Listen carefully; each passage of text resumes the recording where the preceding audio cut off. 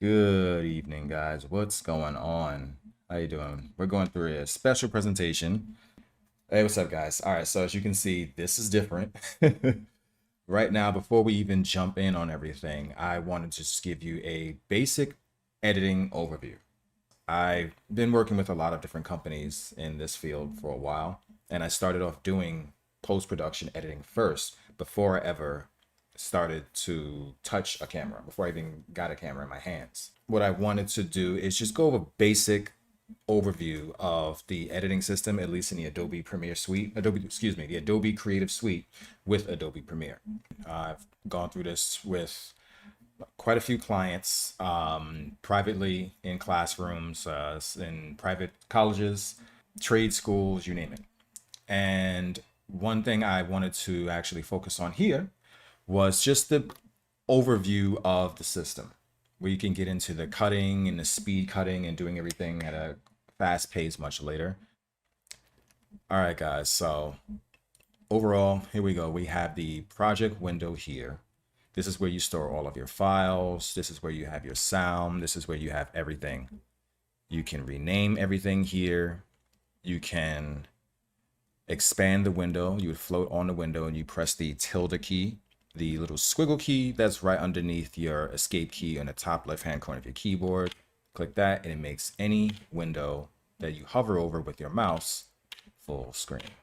This is especially helpful if you need to have more detail in your search and you can't really do too much in a small window. This is almost critical. Really simple, but very, very effective. Now, in order to do anything here, let's open this up in your actual project window. We have all of our files here. We have, these are timelines, these little icons right here. These are our timelines. These are our folders or bins. You can rename them. I have music stored in here. And these are files with the little question marks. That means that they're offline. That means that I was using them previously, but I erased them, most likely because I didn't have any use for them any longer. And of course, these are clips. So you can see the little film strip and the audio icon next to them. Those are your clips. And here we have images, an adjustment layer. I'll explain that to you shortly. And what we're going to do first is create a new folder. So what you can do, right click here within the space anywhere, and you get your secondary window, new bin, new item. This is where you can create new sequences, new projects, an offline file, adjustment layer, everything listed here. Now, what you want to do, just to make things a lot faster, let's open this a little bit here, these little brackets. Now you can see the file format at the tail end, PNG, TIFF, PNG, all image files, yes? So let's grab all of these. Let's omit the adjustment layer, hold down Control and left mouse key. And we can do one of two things in order to get the same result. Right click, new bin from selection, and that will create folder from the selected icons you see here. Or let's Control Z and undo that. Let's delete this bin, make sure nothing's in here because we might lose our stuff. Or what I like to do, because I find it to be a little bit faster, just simply select them and drag to the folder icon within the project window. Same thing. I find it to be a little bit faster at times because, you know, it's just right there. It's much more intuitive. You don't necessarily have to do 2 clicks. It's just one drag done. I'll just name this images. I personally like to capitalize everything because it's catchy to the eye and I know what I'm looking at. Some people might find it unreadable, but for me, it helps me it catches my eye toward the priority of whatever it is I'm supposed to be paying attention to. Now, here we have our timelines. We do the same thing. Now, this is just basic organization, a little OCD here. Let's call this our timelines. Your keyboard. Now, if you double click, let's shrink this window again so we can understand where we are. Now, with these folders, right? you can click on this little caret and it expands this folder. If you double click on it, it opens the folder in its own little tab, which is cool because there's a lot of times where I'll need to go back to my main folder, my main navigation area, and still scroll through the main files, but still want to have my subfolder open. And in here also, I can go into icon view. You can get a preview of what's happening in a timeline. Hover over a lot of these offline files. You can just hover over it and hover scrub, which is pretty cool. They introduced this a while ago. It's pretty much a standard now. But Adobe started having this back in like CS 5.5 or whatever. Anyhow, so yeah, that's how you create a folder. Here, you have a small collection of windows. So we're going to just keep this simple for our images. Actually, excuse me, let's clean this up a little bit more. And let's add all of our online files, everything that you can see here. And we're going to do the same.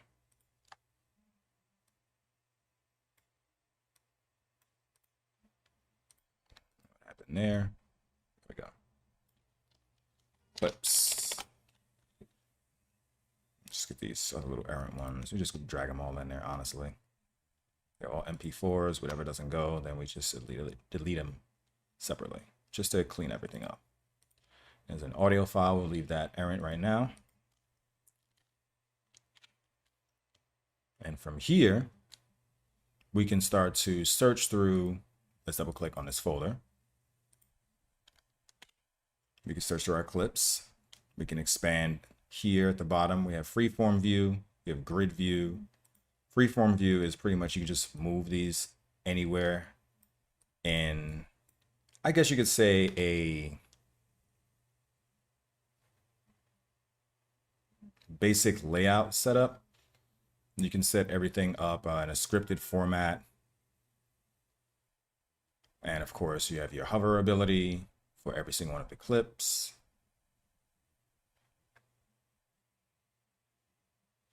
And from here, click onto any one of the clips. We have one right now for a Sega game. This is Scud Race. Let's mess around with this one. This will be fun. So here, once you double click on any of the clips, they come up right here in your source window. Of course, your source window is where you're searching, you're scrubbing through everything. I have this running at 1440p. That's my voice in it for the voiceover for that. All right, so say we find something, we can just scrub through here. If we like something and we want to actually use it from our source window to here, our timeline, this is where we do all of our work. You'd essentially scrub through your clip, and on your keyboard, you press I for in and O for out. Now, I for in is essentially where your clip cut will begin. So click here and say you want to, let's let it play back. Let's play back for a second. Nice Sega Saturn. That's dope. Yeah, that's something I always loved about. I'm gonna stop here, press O. Now, two ways to do this as well. In Premiere, there are a lot of ways to actually get certain things accomplished. We can literally drag with the mouse, or we can use the shortcuts. Now, that's essentially, the shortcuts are really the bread and butter of everything when it comes down to how you'll get projects done with speed. But we're just going to do this simply for the time being. We're going to work on this timeline, and I'll show you how to work on this later in our next tutorial. So let's go to this end of this timeline here. Actually, let's create a new timeline. Let's go to Project Media here, back to our root folder, and with the little in point and out point, if you want to see more of this timeline here, but if you want to expand on it, you can press plus or minus on your keyboard. Oh, wrong window. Plus and minus on your keyboard for the window that you clicked on. And you can see much more detail in your clip's runtime. So what we're going to do here is grab this clip, literally just click on your mouse and drag down here. Here is where you create a new sequence. And it will create the sequence based on the parameters of the clip that you just cut from. So let go, new sequence. It'll name it after the actual clip. Base profile, blah, blah, didn't name it. And you can name it yourself. Just call this Sega Super GT sample. problem spelling. And you can see the timeline over here. If you want a timeline to come up, just click on it. You could be on another timeline. If you want to click on this one and go to it, click on it, comes right up for you. So let's scrub through this here. All right, so we can see all of our clips metadata. Well, not all of it, but a preview of our clips metadata here in this window. So you can see this is done at 60 frames, filmed at 1440p. And if you right click on the timeline here within your project window, so let's go over this again, your project window, source window, timeline, and this is the playback program window. Everything you do in your timeline plays back here. So keep those 3 points. Those are the basics of 3-point editing. Bong, bong, bong. Project, source, timeline. Now, just to check out our metadata, you right click on your timeline, your newly created timeline here. And here we go. Let's see, properties. And this is where you can actually see the properties of your timeline. And you can do the same thing for any of your clips.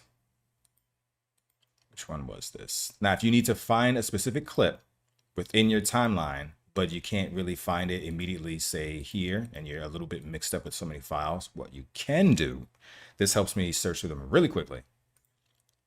Click on the clip itself on the timeline. You can see the name of it, but you don't know where it is in your folders. Right click.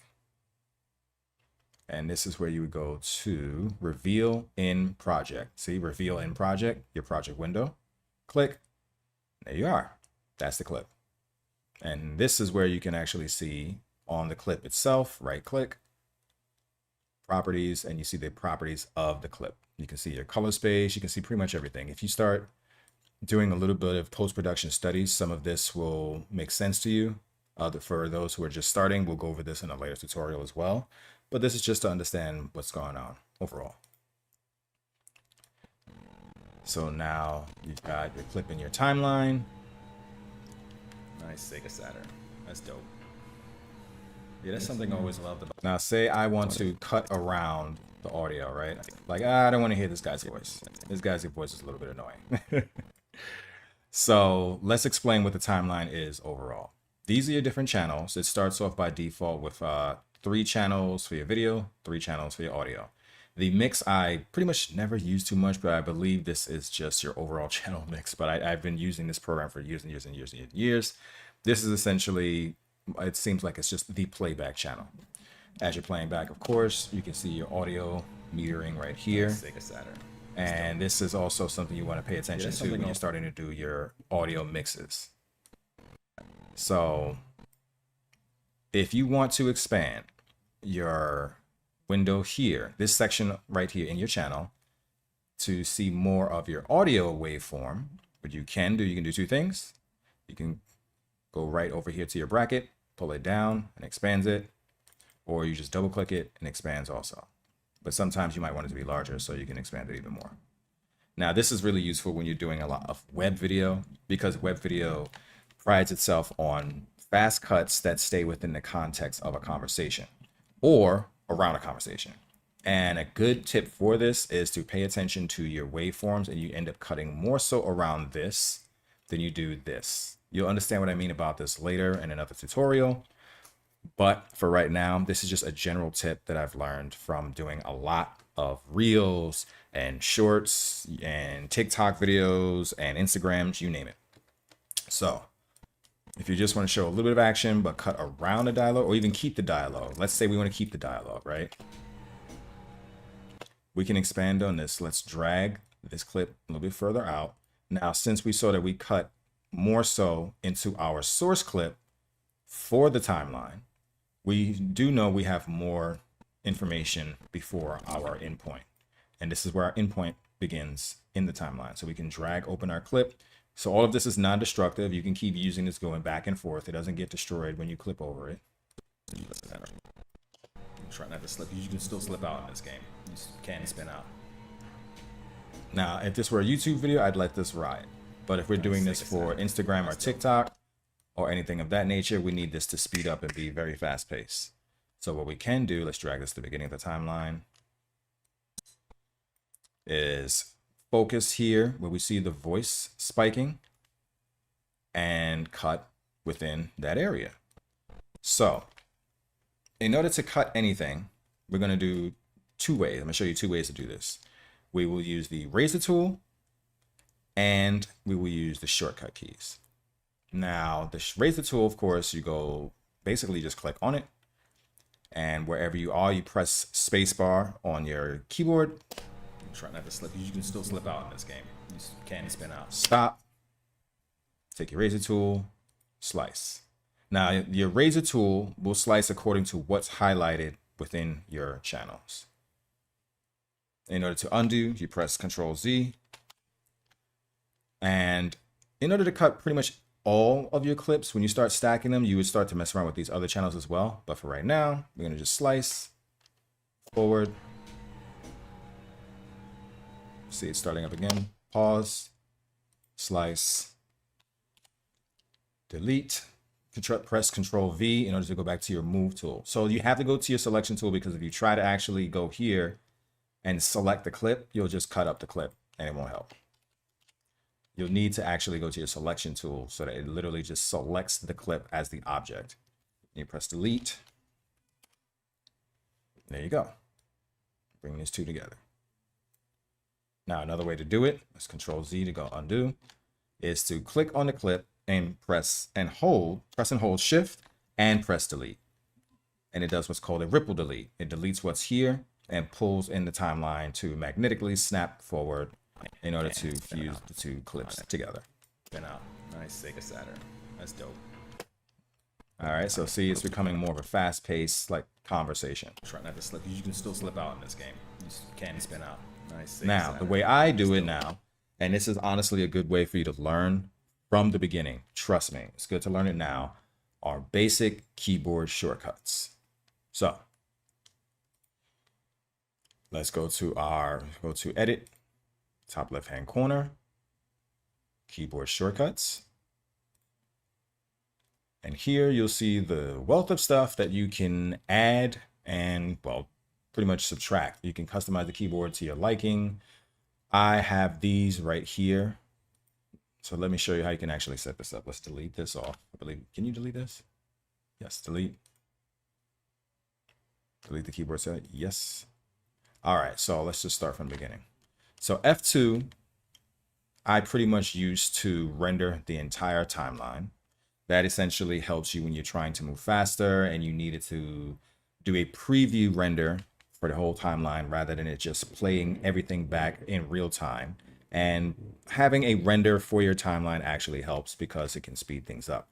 You will have to wait for the render, but it does make you move faster if you're trying to use certain video clips such as 4K and your system might be a little bit slow, then rendering would be good. So what we'll do here, we can see all of our actions, our preset actions within this list. So we're going to search and do render, R-E-N-D-E-R, render entire work area, where I would click on the actual function and drag it. And it stays. Now for F3, I have for deselect.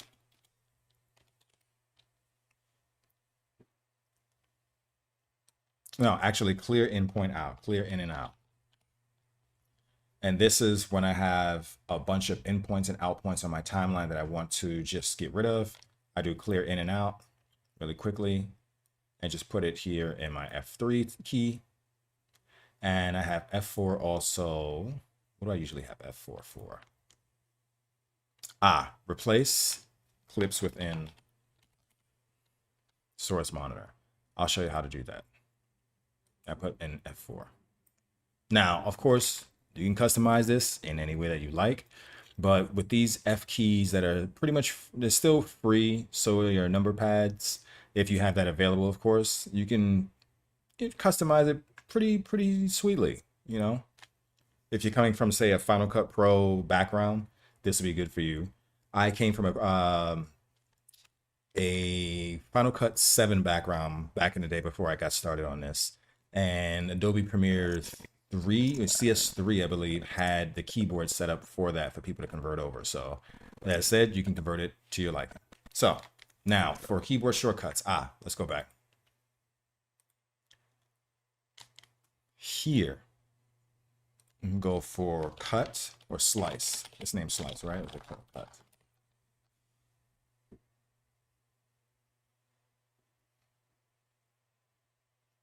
Okay, so I have my setup as Control K. Now, Control K is much faster. You don't have to use the actual slice icon tool. It's showing as Control X, but it's actually Control K that I have set up. Go right over the clip and just press Control K. Let's try that one more time. So wherever your search bar is, that's dope. Playback bar. This is your playback bar right here. Wherever it is, let's pause it and press hold Control K. Much faster. And the last thing I'll show you guys before we wrap this up, we're going to take a quick break and jump into some gaming, is quick edits. QW, QW, QW. I praise this. I seriously praise this all the time, like it's a religion. QW saves lives like gaff tape does on set.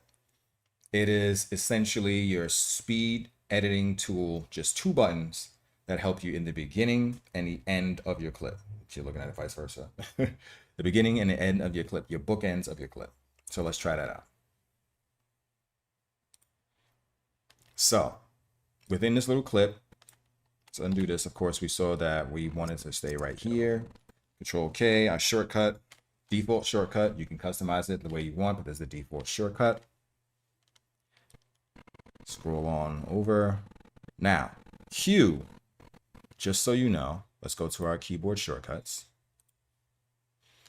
Q, it has it as ripple trim previous edit to playhead, ripple trim next edit to playhead. What that means is that the beginning of your playhead, this section right here, see how it brackets to the left and to the right. Right is the end, left is the beginning. The beginning of your playhead, excuse me, the beginning of your clips. These are your clips, sorry. These are the beginning of your clips and the ends of your clips. Wherever you have your playhead right here, and you press Q, which represents the beginning of your clip, not W. W is the end of your clip. You press Q, it will cut, excuse me, right in this space. Let's press Q. As you can see, it ripple deletes and cuts right at that section of the playhead. Let's do that one more time. Again, in order to expand and contract your timeline, you click on your plus and minus symbols on the top of your keyboard.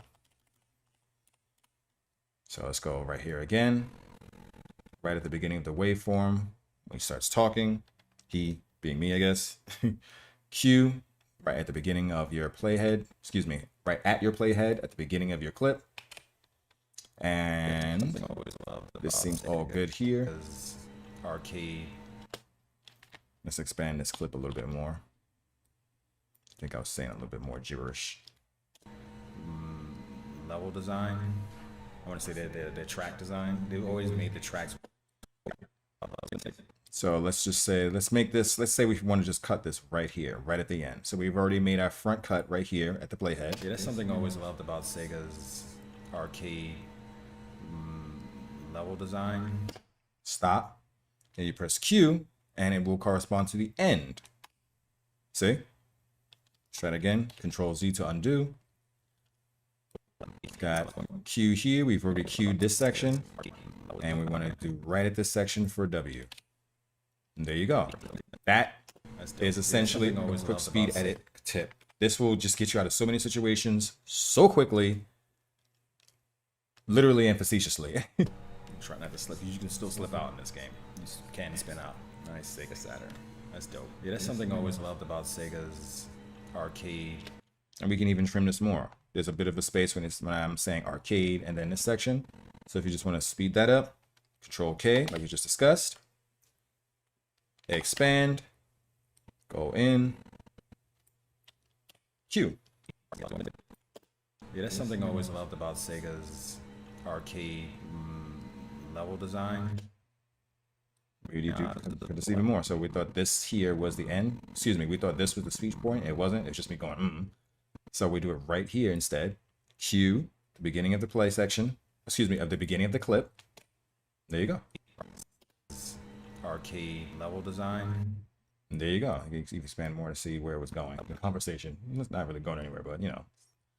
It's streaming gibberish. Sega's arcade level design. You can stop here. Control K to cut here because we want to keep that section. We don't want to just Z this. Excuse me. We don't want to Control W this. We don't want to W this. I'm going to use the term just QW rather than Control QW so you guys understand where I'm coming from here on out. You don't want to W this section because you'll kill the whole portion of your end clip right there. Control Z. So you want to Control K. Excuse me. You just want to K it. Cut it right there. Q. There you go. Level design. Oops, excuse me. Arcade level design. I want to say their track design. They've always made their track design. That's it. We can cue it right there and cut that. Arcade level design. I want to say their track design. And there you go. So those are the basics, just bare bones basics of Premiere. So one more time, we've got our project window, source window, timeline window, and a program where you see all of your playback. And lastly, before we close out, this is your effects window. I usually have it around here. I started doing this in CS3. I've been using it like this ever since. So I have my favorites folder, but this is where you can find all of your basics, presets that Adobe creates themselves, Lumetri presets. These are for color grading, color correction, things of that nature. So you can do like monochrome, faded, drag into your clips, you can see all types of different visual effects. And you can start from here if you like. Oh, I didn't grab it, carry over. And you can start from here if you like with effects. You see Lumetri right here within your effects panel. Now, these are pretty much all of your windows you can modify, right? But the base windows that have always been a thing with Premiere, starting off, of course, your project, source, timeline, and program is a byproduct of your timeline. And you can tab pretty much any window anywhere. So you can put your effects window here if you like. But I like to keep it in the center because it keeps us a sense of organization. And I know I'm going from left to right all the time, and it's much easier to read, I guess you could say. But within your clip, you'll find all of your basic effects, your motion effects, so you can scale, rotation. If you make it a 3D object, then you can do Z rotation. If you go to see Lumetri color here, Lumetri has its own tab, its own section. That's where you do your color grading and your color correction. That's where you do your color grading and your color correction. And you can open it also through window. And each one of these windows can be set up as separate tabs. Lumetri color. There you go. And that's where you can start messing with things around. This already has the preset, the little monochrome contrast that we drag to the clip. Of course, we can start messing around and going through all of our customization, but we'll save that for another time. All right, guys, so that's it just for this section right now. If you have any questions on this matter, please let me know. I'm pretty sure that there's some things that I've missed, but as far as your basic 3-point editing setup, always remember where you essentially want to have things stored, and that's your project window. Where you want to start doing your operations, that's where your source window would be. Your actual overall project being cut up, and that is your timeline. You have your clips, you can drag it straight to your timeline and cut on your timeline, or in order to be more organized to a certain degree, you can do this also if you're trying to be fast. It really depends on the type of project that you're working on. Or another way, of course, is that you bring it into your source window and you cut from there and you drag it to your timeline. So those are the basics. Just overall, it's over this guy's mug. So, so guys, any questions, please let me know. I am more than happy to address anything. If you have any questions on certain functions, what happens with certain windows, what happens when certain things don't function, let me know. And that's what I'm here for. and we'll be back, so stay tuned.